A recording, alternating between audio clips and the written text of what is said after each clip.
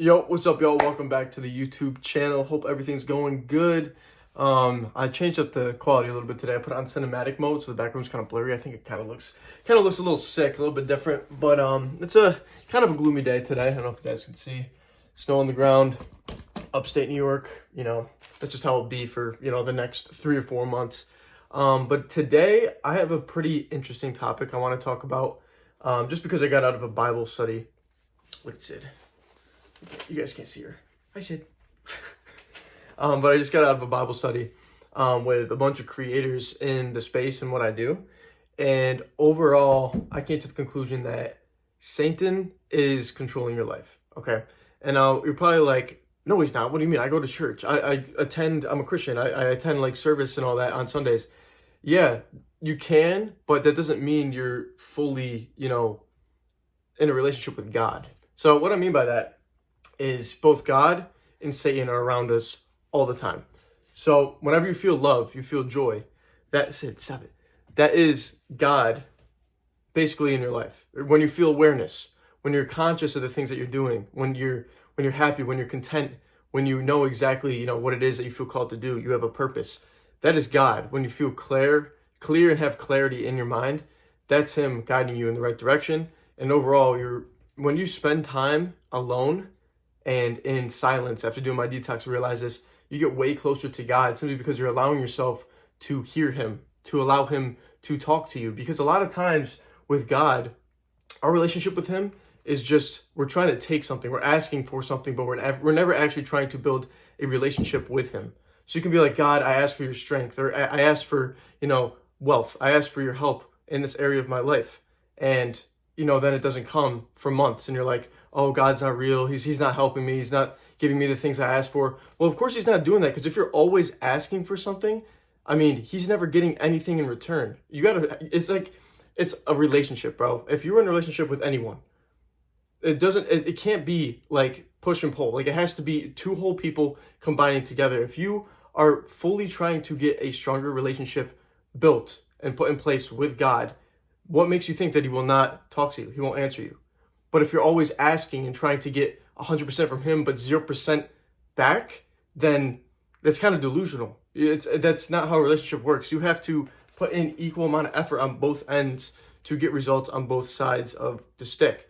So when I say Satan is controlling your life, every feeling of fear, of doubt, of, feeling like you have lack, like you don't have enough money, like you're just stressed out, just overall, just anything that's negative, that's Satan in control of your life. And, I've grown up in, a place where, I live in a small town. So like, there's a fear of, a lot of things. Like, there's a fear of not making enough money. There's a fear of not getting out of your hometown. There's a fear of, failing, like things like that. If you have any sort of fear, anything that's like holding you back from doing something, Satan is in control of your life.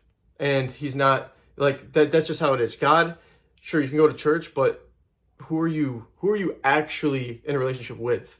Doesn't matter if you go to service. If you're still fearful, if you're in a lack of something, if you feel self-doubt, you're still in a relationship with Satan. And it's kind of crazy to say that, because I didn't really understand it. But after a while, it's like, yeah, you can go and say you believe in God, but do you know God? That's the thing. That's where it's even deeper. Do you actually know him? Like, do you have a genuine connection with him? And are you living through his purpose and what he has set out for you? And for the longest time, I never understood that. I didn't like going to church growing up. Like, I had no desire to want to even believe in God for a moment, because I was like, I'm not getting anything from this. And I feel like there's no point in even doing it, because I go to church, but nothing's happening. Like, I don't even have a relationship with God. But then as I get older, I'm starting to realize it comes down to you. Are you allowing yourself to be the person and building a strong relationship with God? Are you willing to do those things?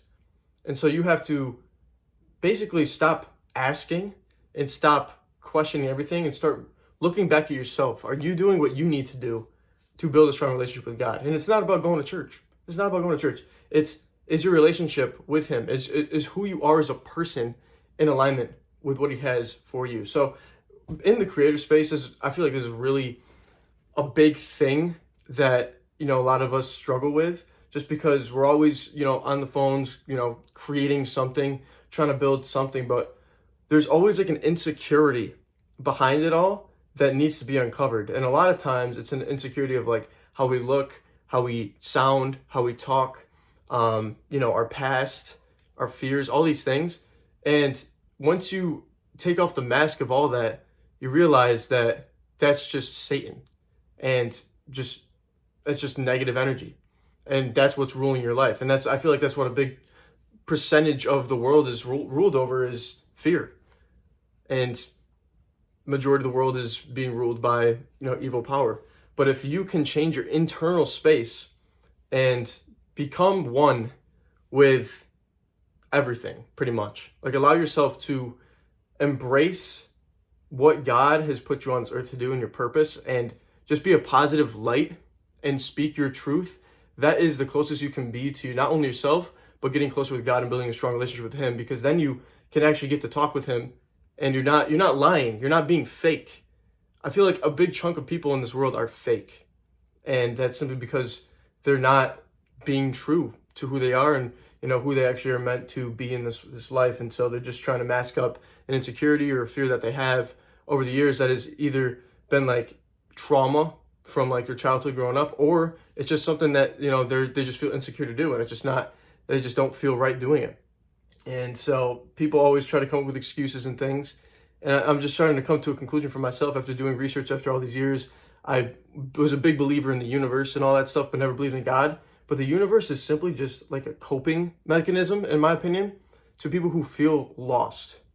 But you don't actually have a real connection with yourself until you have a connection with God.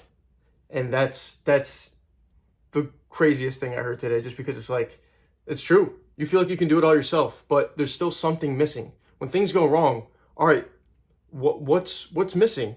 Oh, it's simple.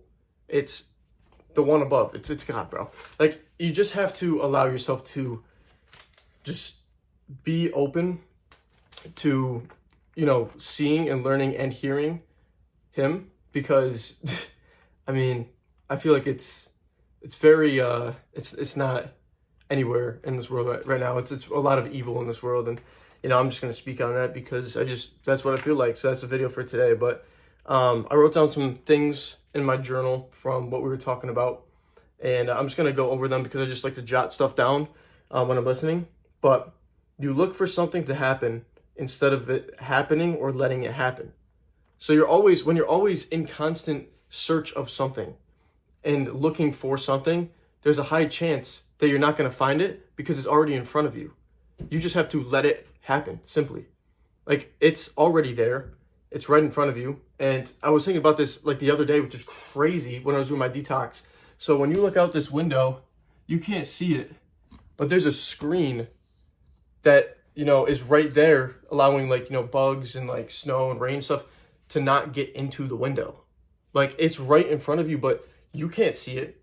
But if you really look, it's right there, So it's like sometimes what you're looking for is right in front of you. You just have to allow yourself to see it, to let it happen. And so it's kind of crazy how that came in alignment and popped up in this call today after, doing a detox and seeing that for myself. But there was another thing where it's the phrase, I am that I am. So I am that I am. I am that, I am everything around me. I am connected with everything around me on a deeper level, because at the end of the day, the world is a reflection of you, and what you put out to the world is how you respect yourself, and how you feel within is how you see the world, and what you put out to the world is reflected back to you. It's a big mirror. Everything is literally a mirror. If you put out fear and doubt and hate and lack and all these negative things, you're going to get that back in your life. But if you put out abundance, love, joy, gratefulness, all these other things, that's also going to come back to you. So it really comes down to your choice of how do you want to perceive life? How do you want life to treat you? How do you want your relationship with God to go? And as a result, that's what will, come in due time. So that's another thing. Ask God, please speak to me in a way that I can understand, because it can be very hard for us to understand when we're praying to Him. Instead of asking, actually, please speak to me in a way that I can understand so that you can actually hear Him. Lack of trust makes it hard to talk and communicate with others. Having no answer is sometimes more valuable than getting an answer. So allow yourself to just sit, bro. You don't need an answer for everything. Sometimes you need time to like sleep on it, to just think about things. You don't need an immediate answer. And so that's another one that hit me today.